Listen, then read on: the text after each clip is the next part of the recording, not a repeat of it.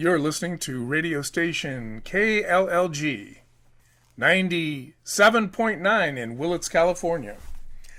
And now, a new KLLG series.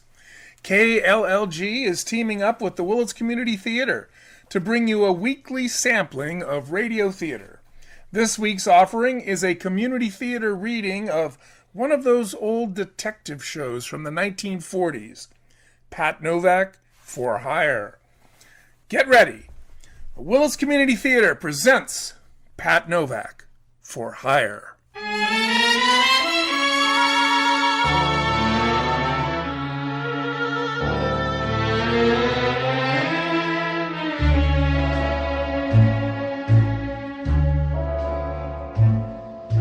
The night is mighty chilly, and conversation seems pretty silly. I feel so mean and rot, I'd rather have the blues than what I've got. Pat Novak, For Hire.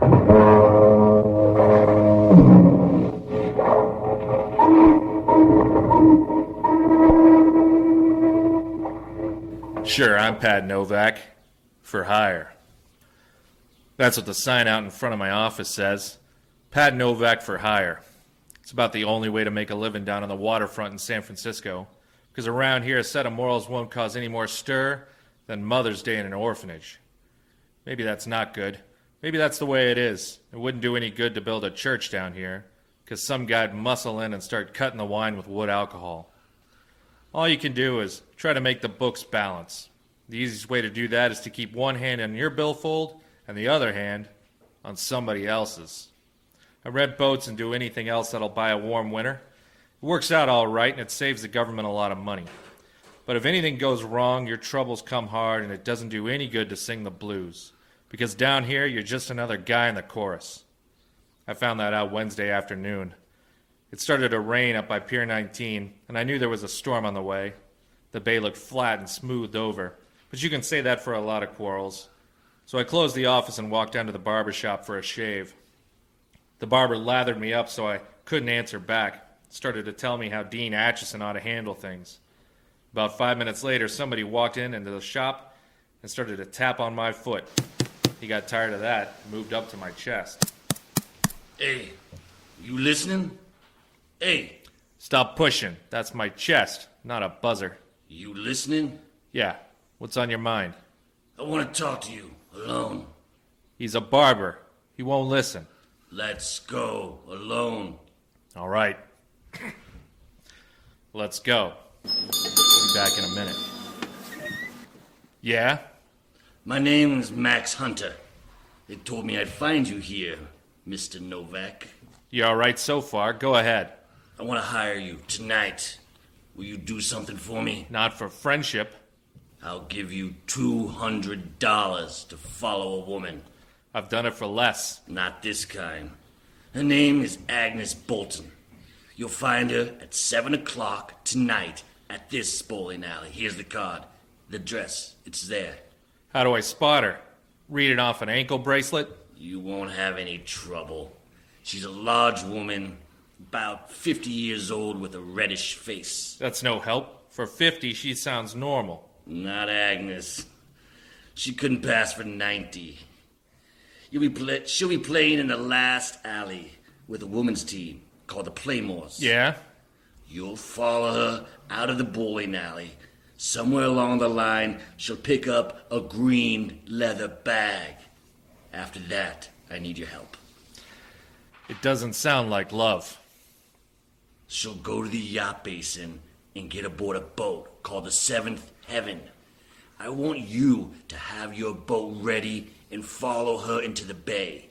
She'll leave that bag aboard some ship.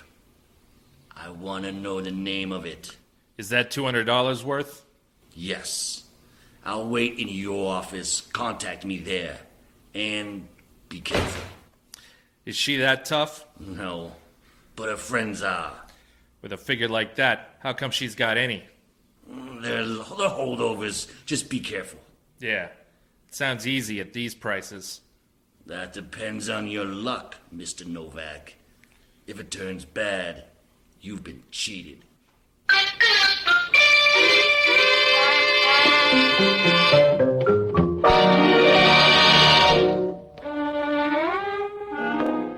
He stood at the door for a moment and his eyes swept the shop like a $10 broom.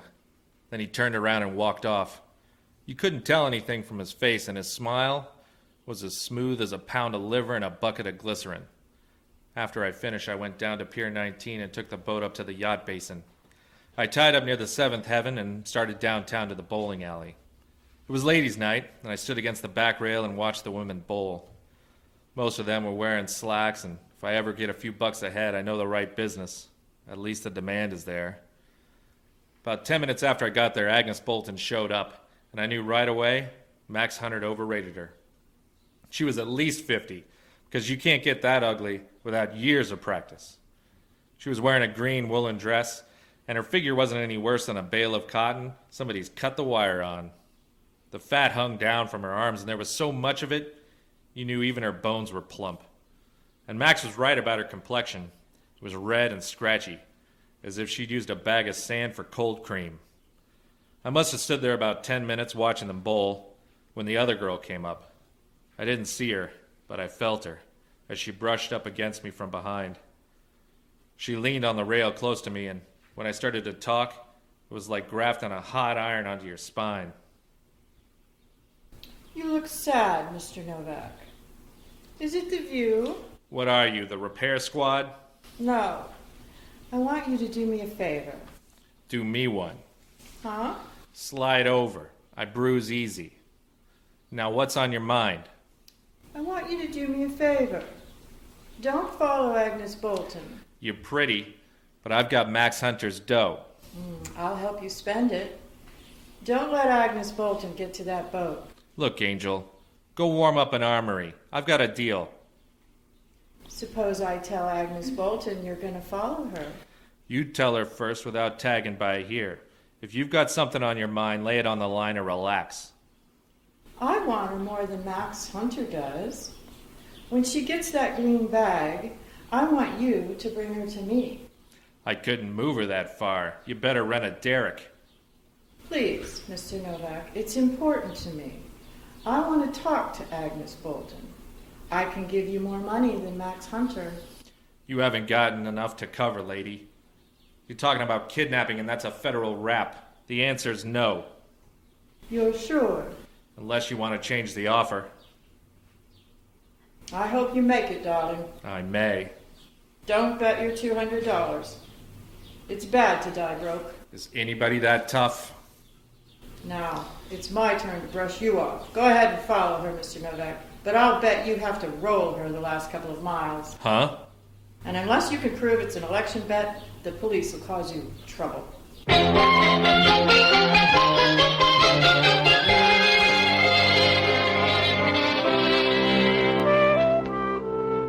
I watched her as she turned her back and walked out of there. She looked good. She was wearing a tight jersey dress that gave you the idea she either thought the weather was warm or she wasn't much on details. I turned around and looked for Agnes Bolton. The game was breaking up and she started into the dressing room. A few minutes later, she came out and started down Market Street. There was no trouble following her. You could see her in the crowd, and she rolled from side to side as she walked, and when she bumped into anybody, they looked back at her as if they'd been hit in the chest with a sack of jelly. She crossed the street at Stockton and went into the little coin shop. She came out about 5 minutes later with a green leather bag. She strapped it over her shoulder. She held onto her purse with the other hand. At Powell Street, she got into the cable car up near the front. I moved up there to be safe. She looked heavy enough to tip a cable car uphill. In that light, she didn't look any better. Part of her hair had come undone and hung down in her face, like the branches on a dead tree. I noticed her eyes for the first time. They were small and so close together, they could have saved time and put them in one socket. She got off the cable car at Geary and walked into a hotel. I followed her in and watched her squeeze into a phone booth on the other side of the lobby. The way she fit, a sardine ought to be happy. She took some money out of her purse and started to dial. A couple of people moved in front of her, and I didn't get a look for about 5 minutes. When they moved away, she was still talking to somebody. I looked up about 10 minutes later, and I knew something was wrong. Her head was pressed against the phone, and she'd run out of conversation. I walked across the lobby and opened the door to the phone booth. She fell out, as old as she'd ever get. Here. Who's that? Here, help me get her over to the couch. Yes. Was she your wife? If she was, this is the way I'd want her. Her purse is spilled all over the floor. Sure is a mess. Yeah. She's some relative, huh? Look, mister, stop trying to pair us up. I was around when she tumbled out, that's all. Yeah. What'd she die from? I don't know. Well, I just figured you might know what she died from. No. It's a simple question to answer when you know what she died from. All right, let me through here. All right, stand back. Give her air. She can't use anymore, Copper. Huh? She quit about 5 minutes ago. Who are you? I'm not dead, she is. Then who's she? You better check on her stuff. And don't forget that green bag. Yeah, what bag? The green bag over there on the floor. Well, it was over there a minute ago. The green bag the little guy had? What little guy? The one who was talking to you. He just walked out of here carrying a green bag.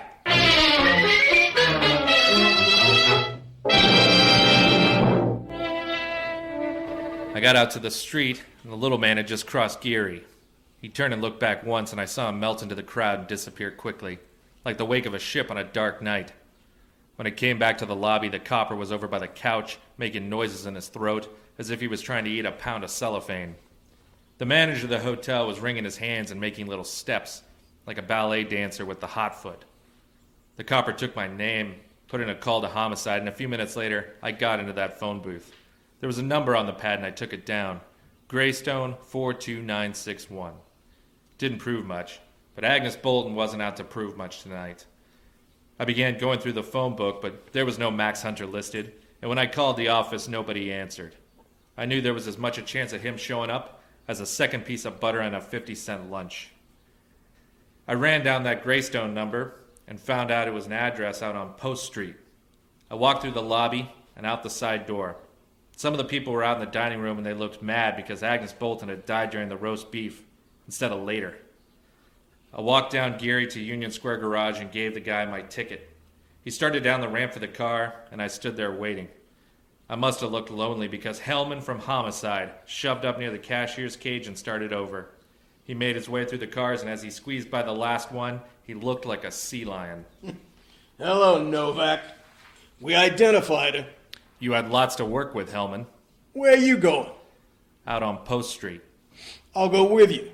Her name was Agnes Bolton. You read it somewhere? She was a government agent. They got their money's worth. The coroner says she died of quick poison. How quick? 5 minutes. You're working him too hard, Hellman. He's got a license. He says 5 minutes. She was in that phone booth 10 minutes. Nobody got to her. She looked dead to me, Novak. I don't believe you. I'm hurt. I don't believe a thing you say. That's up to you. I'm not starting a religion, Hellman. I watched her for 10 minutes. Nobody got to her. You better check on that little guy. Yeah? She was carrying a green bag. A little guy walked out there with it. He sounds hard to find. You don't. Hey, mister, is this your ticket? Yeah, it's a blue Nash. Well, you better come down and drive it up then. Why? Well, I can't get to the wheel. The guy in there won't move. Huh? I don't blame him either. But when you're dead, you got a right to rest.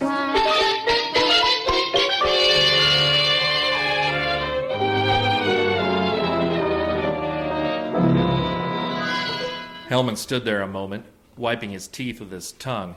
It began to sound like someone beating the bathtub with a piece of steak. When he finished making noises, he walked down the ramp to the car. It was the little guy who'd taken the green bag. He was hunched over, and he was grabbing the wheel, as if he'd just married it. Hellman lifted his head up and laid him across the seat. The light was bad, but you could see a little of his face. It was watering, around his forehead, and damp hair was plastered down under his hat brim.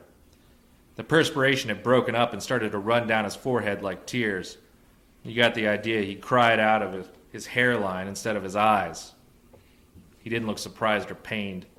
He just stared with a puzzled look, as if he'd missed part of the conversation. Hellman stood there trying to wipe some egg off his coat, and turning to look at the guy, made sure he didn't leave. So what happened, Novak? So he had an automobile accident, Hellman. I don't know. He's your passenger. He bummed the ride himself. When I saw him, he was on his way with the green bag. Where is it? He got talked out of it. You better check on a guy named Max Hunter. Whose cousin is he? He gave me $200 to tail Agnes Bolton. I got another offer, too. Yeah? A blonde biscuit, and she said everything on the beat. For a total stranger, you sure meet a lot of people. I better meet him, too, Hellman, because one of them got to Agnes Bolton. How about Junior here? Did he crawl down the ramp and die on your car seat? I don't know how he got here. Yeah, maybe you'd left him here and forgot. You would have slipped my mind. I haven't murdered anybody in the front seat. I bet it's lively, though. You better get a story, Novak. You've already got mine, Hellman. You won't like the ending. I'll bet you do. I like it fine, Novak. You're the only lead on Agnes Bolton. I'll shop around and get enough to pin you down. You couldn't pin down a dead butterfly, Hellman. You better look up Max Hunter and check on a boat called the Seventh Heaven. I will.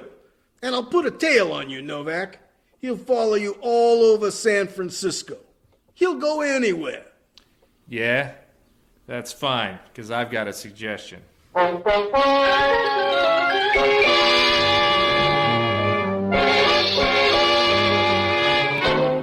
As soon as Hellman left, took a cab out to that address on Post Street. But it was a waste of time. Might as well have been peddling tip sheets in a monastery. There was a brown house on the corner, and there was a big curved window that stuck out of the rest of the house, like a wart on the back of your neck. A toothly old man answered the door and said he didn't know Agnes Bolton. I was pretty sure he was on the level. He just kept nodding his head and rubbing the wrinkles on his face. There were enough of them there to bundle up and sell as a canal. I left and rode downtown again. On the way, I went by the yacht basin, and the Seventh Heaven had moved out into the stream. It was raining harder now. The docks looked shiny, as if somebody had given him a coat of egg white. I had a couple of places to hit, so I looked up Jocko Madigan. He's a good guy who never learned that if you keep your foot on a bar rail for 20 years, it'll do more good for your arches than it will for your brains. I finally found him at the hunt room of the Bellevue Hotel. Ah, Patsy! A drink for Mr. Novak. Something to take off the chill. I don't want to drink, Jocko. You've had enough, too. Oh, I refuse to shiver to death, Patsy. I'd look terrible with a blue face. Will you stop drinking, Jocko? Oh, I hate whiskey, Patsy, but I'm drinking tonight with a purpose. You see, I made a deal with Charlie the bartender to buy every 8 drink, and I've got him on the run. By morning, I'll have him in bankruptcy court. Look, Jocko, I'm in trouble. Oh, I've always known when I've had enough to drink, Patsy. When I tilt the glass up, the rim rubs against the bridge of my nose. It's sort of a safeguard, so that when my nose begins to break out in blisters, I know I've had enough for the night. Will you listen? Oh, Patsy, you sound like a young girl coming home from boarding school. You'll never be on the right side of things. You'll always be in trouble because you're a bad citizen. You're a shabby half-step in the march of progress. All right, Jocko. Oh, you don't know the difference between good and evil. For you, all of human endeavor is a vague blur in high heels. And your vocabulary is a few gutter terms sandwiched in between yes and no. You'll never be any good, Patsy. Yeah. You might as well try to recapture melancholy or ventilate a swamp. You haven't a chance, Patsy. You'll never be any good. Are you all through, Jocko? Well, yeah, if you're gonna be touchy. Hellman wants me on a murder rap. Yeah? Some Tubby woman died in a hotel lobby. It sounds like his mother. She was a government agent. I followed her in there. Patsy, you've got to start trusting the government. I was paid to follow her, but she ate some poison somewhere along the line. Oh, that's the trouble with food. I got hired by a guy named Max Hunter.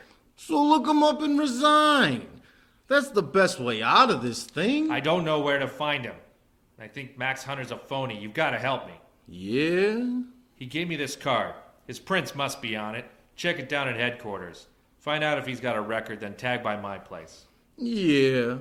I better have a drink first. There's this ugly taste in my mouth. I think it's saliva. Well, you hurry up, Jocko. All you do is drink. That's all I have left, Patsy. I'm too young to die and too old to do almost anything else. All right, Jocko. Well, it's true, Patsy. When you get to be my age, most of the quiet pleasures are fattening, and most of the active ones will kill me. Good night, lover.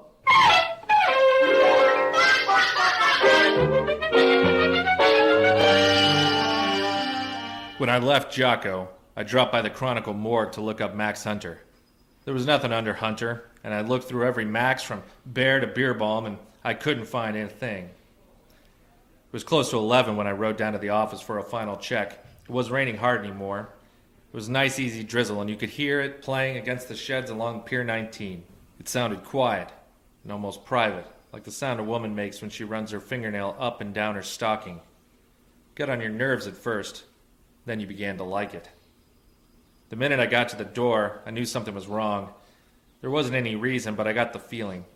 The same way you know sometimes you're going to get the busy signal on the phone. I could see her lying on the floor before I turned on the light. You took one look at her, and you knew she was the sort of girl whose name ought to be Pearl or Myrtle. Somebody had sapped her, and she was lying on one hand stretched out and the other under her hair. It really wasn't hair. It looked more like a pelt or a raccoon, just after a shampoo.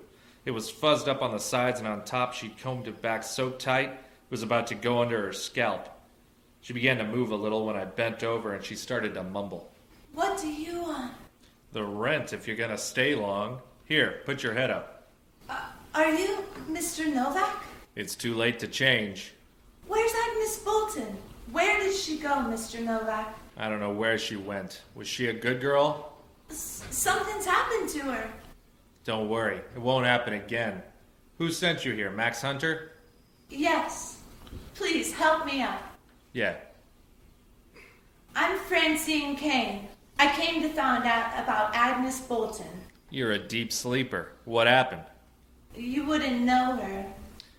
I would if she's a tall blonde on the make for that green bag. Who is she? Joan Hayward. You can find her at the Geary Theatre.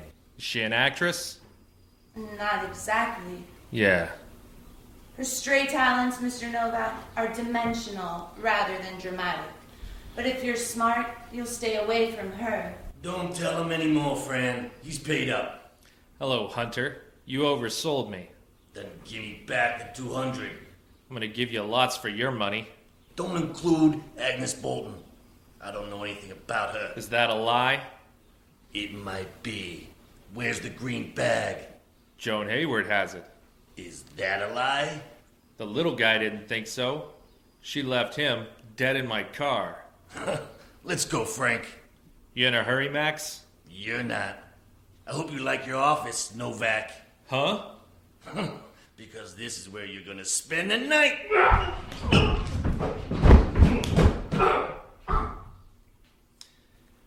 Don't let him feel bad, lady. It must have been his turn.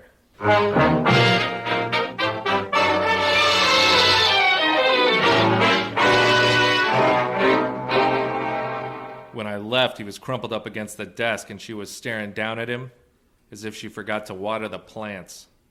When I rode by Geary Theatre, it was dark, so I looked up Joan Hayward's address. When I got out to her place, I knew I'd made a mistake. The landlady clutched her bathrobe like a bar of solid gold and told me Joan Hayward left the house 10 minutes ago. There was a cabbie at the corner, and he said he dropped her at the Gold Bar Club a few minutes before. I got down there about 1 o'clock, and Hellman was wandering around and stopping every few feet, as if he was expecting to hear something. The bar was dark except for light over one side, and over near the music box, Joan Hayward was stretched out as dead as a deer on a fender. At first, Hellman didn't pay any attention when I walked in. I stood there a while and I looked at Joan Hayward. She still looked pretty, except in the dim light her skin looked coarse and reminded you of a piece of felt that was almost worn out. But the rest was all right, and Hellman came over for another look. What did you forget, Novak? My black tie. How'd it happen? The bar was closed. Where were you? Crawling out from under your thumb. We're gonna keep that corner. It was quick poison. Yeah? Yeah, we found a needle in her coin purse. She didn't know about it and ran into trouble when she started to call up. You better find this guy, Max Hunter. That's gonna be hard. Yeah? There is no Max Hunter. Does she believe that? Your Shika friend came in with a card. He went over the fingerprints. They belong to Jackie Wren. He's wanted for espionage. For more than that now, Hellman. Maybe. Where have you been? Look, Hellman, stop needling me. I won't go on the block for her. Don't you like her? I've got an alibi you can't break. I've been all over town. Ask your tail. Ask your tail where I've been. That won't get it. Huh? He reported in at 11:30. You got the wrong idea, Novak. You don't rate overtime.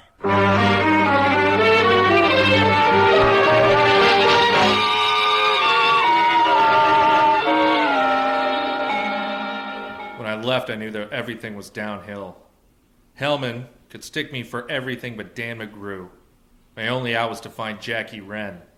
But you can't ring that many doorbells in one night. I went through the book. There was no Jackie Wren or Max Hunter listed. I went home to get some sleep, and if they turned Gabriel loose tonight, it was all right with me. Jocko called up about 9 and said there was still no trace of Wren. Some mornings, you can't trust yourself with a razor. So I got dressed and went down to Greek's on Geary Street for breakfast. The murder was all over page 1, but there were so many pictures of Hellman you couldn't tell who was dead.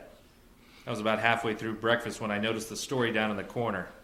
A girl named Toni Pritchard had been found dead in the marina. The story said everybody liked her. The police didn't have a lead, and they couldn't find a reason. It seemed kind of funny, but when I got to the last paragraph, I began to wonder. It said she was employed by the Musitone Company and worked the late shift as a switchboard operator. I wasn't sure, but you can't pass the dice when you've only got $1 left. So I jumped down to see Frank Lupo. He said the Musitone Company owned the box in the Gold Bar Club. It worked like all the rest. People use a little microphone in front of the box and call into a main switchboard for songs. I grabbed Jocko. We went up to the Musitone Company. The guy in charge said, sure, they recorded some of the talk to check on the girls, and sometimes the girls did it for laughs. We started through the recordings, and about a half an hour later, Jocko rolled a 7.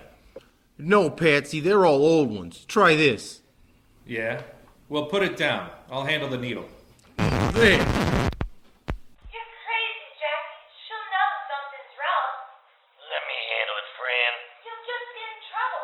I don't want you to get in trouble, Jackie. Let me worry. You get back to the hotel. I'll meet you at the Kenwood right after. It's too late. She's coming now. I came as soon as you called, Jackie. You made a mistake, Joan. It's one time. You shouldn't have hurried. That's enough, Jocko. Let's get up to the Kenwood. Why don't we think it over for a while? Put the record down and come on. They're at the Kenwood. And you heard the shots. Well, that's what I'm worried about. If that fellow's any kind of mechanic, he's had time to reload.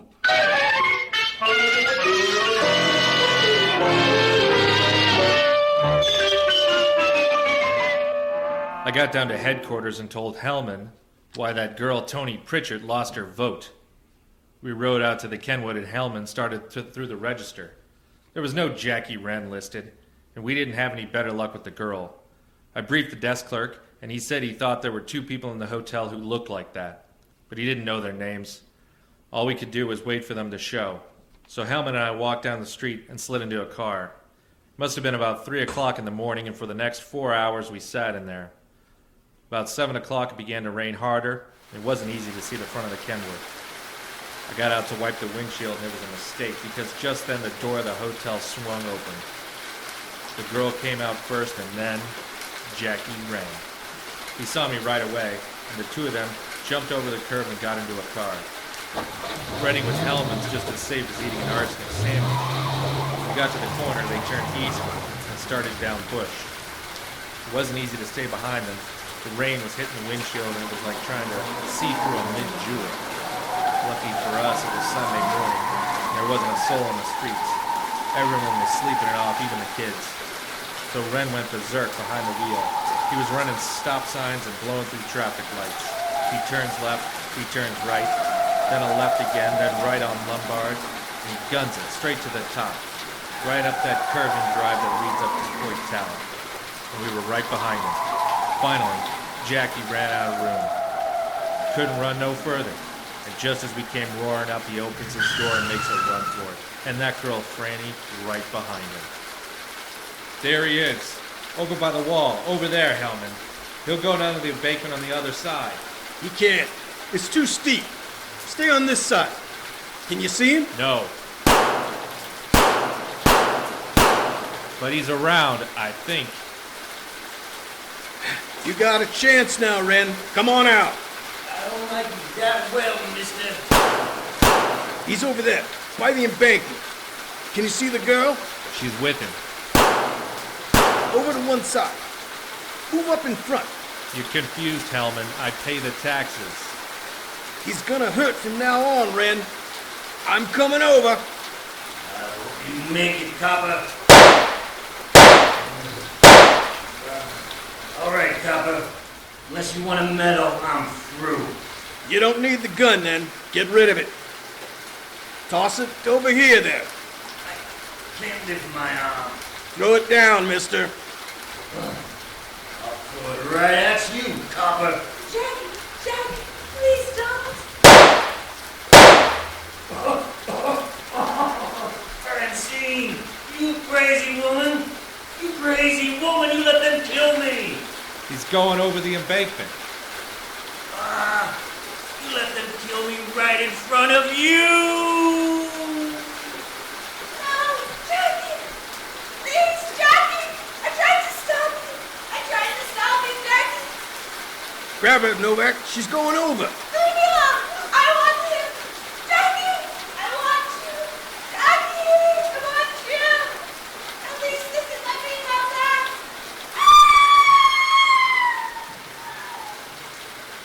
It's a long way down. Yeah. Too bad her name wasn't Jill.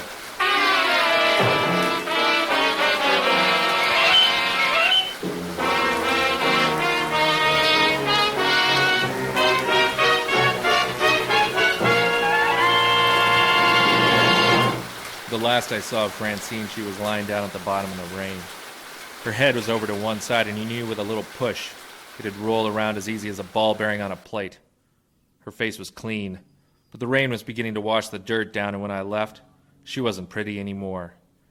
Jackie Wren outlasted her by a few hours, and Hellman used them all. Agnes Bolton was carrying government papers bound for China.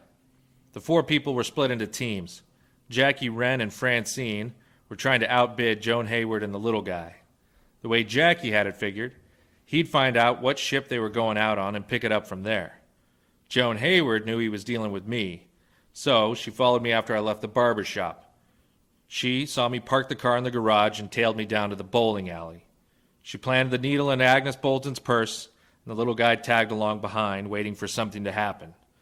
Just to be on the safe side, in case anything went wrong, Joan doubled by the office and gave Francine a headache. When the little guy got the green bag, he took it to Joan. It was too good to split, so she killed him and left him in my car. Then she made a mistake. When Jackie called her up and asked her to come down to the Gold Bar Club, she bought the story. It would have worked out for Jackie if he hadn't talked in front of that microphone. But a nosy girl heard it and tried to put the screws on him. Hellman asked only one question about that conversation between Jackie and the girl. Why would a person say anything that private in front of a microphone? I don't know, but I told him about a couple of others Jocko and I heard. He didn't say anything, but I'll bet he gets a hold of those records and plays them every night before he goes to sleep.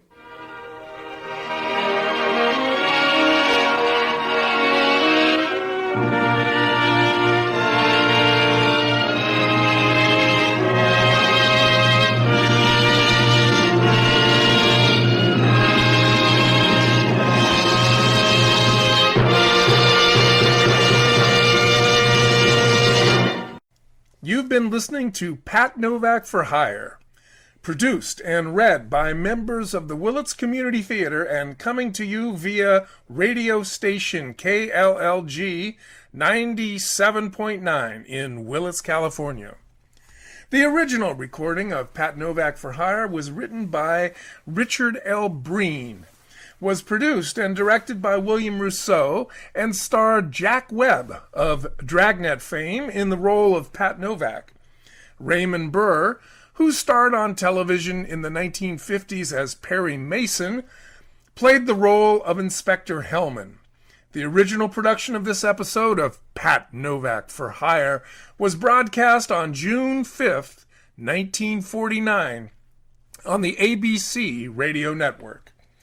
This reading of Pat Novak for Hire featured an array of fine Willits actors, including Joseph Loya as the garage attendant, Mike Adair as the man who stole the green bag, Robert Ford as the policeman, Cindi Mohr as Joan Hayward, Plana Roberts as Francine Kane, Ben Strasser as Max Hunter, a.k.a.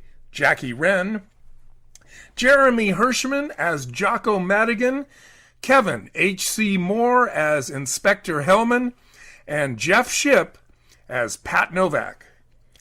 The show was directed and produced by Mike Adair. Kevin Mohr recorded the reading and provided sound effects and background aura. The theme song, I'd Rather Have the Blues Than What I've Got, was written by Frank Duvall in 1955 and recorded by Nat King Cole as theme music for the 1955 film Kiss Me Deadly. The Willits Community Theatre would like to thank its sponsors, Les Schwab Tire Center of Willits and the NC Financial Group. A word about the Willits Community Theatre. They've been around since 1976. During that time, they have produced 166 main stage shows, which have been seen by more than 70,000 patrons. Right now, like just about everything else, they're sidelined by the virus, and the number of cases has convinced the WCT Board of Directors that this pandemic is real. In order to keep the theater alive, WCT will be streaming online a number of shows from our archives. You can see these shows by going to our new website at WCTPerformingArtsCenter.org. That's WCTPerformingArtsCenter.org, beginning July 10th. This is Mike Adair saying, look for more WCT radio shows on KLLG coming at you weekly in this same time slot. And now, let's dig that great theme song again. I'd rather have the blues than what I've got. Wow, they don't write them like that anymore. Take it away, Nat King Cole.